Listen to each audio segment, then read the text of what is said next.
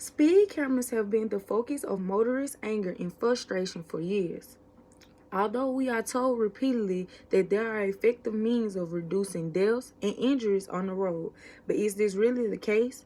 This study set out to examine the effects and effectiveness of various strategies related to the development of speed cameras and explore how different types of drivers responded to the cameras and perceived the operations.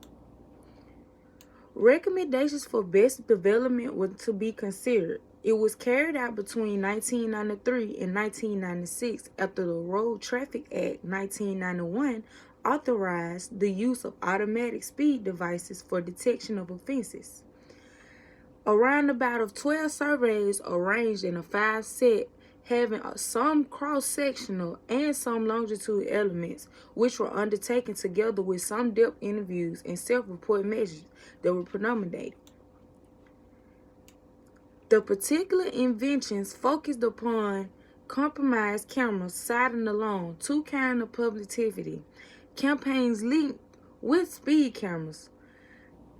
The prosecution following detections by speed cameras and the effects of cameras when first installed and over time.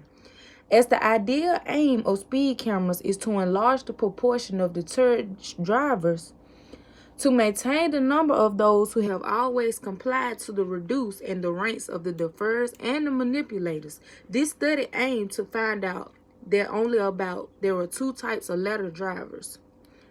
To give an overall picture, based on the larger numbers, 4 samples totaling 3,440 were added all together, which means that there have been some angry, long-running fighting that was taking place between the cities that considered traffic cameras being an essential component of safety and conservative state legislators who see them as one scheme for fleeing taxpayers.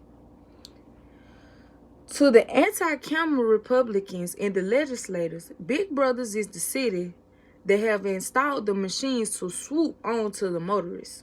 To the cities, Big Brothers is an incentive state government tampering on the local rights. The Senate passed about 32-18, which was a ban of traffic cameras in the state after July 1st. They sent the issue to the House, where the sizable centrist factions argued that the camera should be legal, but subject to state regulations.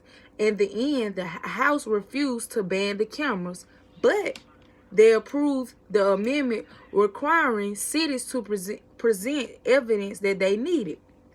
The cities insisted that they are saving lives, as well as easing some of their budget problems. Currently, about half of the states have traffic enforcement cameras of some sort. 10 states have banned them altogether. There are red light cameras in more than 420 communities and speed cameras in more than 140. Citizens tend to trust the red light enforcement more than they do with the speed enforcement.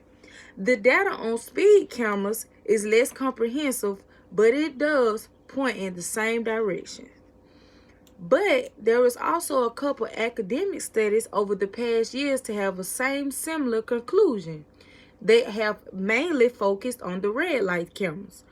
Although we can't ignore the fact that the presence of the speed cameras can remind the drivers the importance of speed limits and the penalties for being caught speeding, and therefore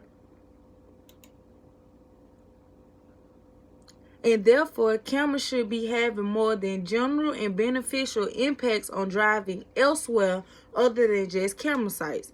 However, accurately capturing this positive effect from the data is far from forward straight. The bottom line is that traffic cameras are nonsense and sometimes even an injustice, but there is also no credible way to deny that they reduce the overall number of fatal crashes on American roads. Traffic cameras and their impacts on studies have always been a fight. They need to be resolved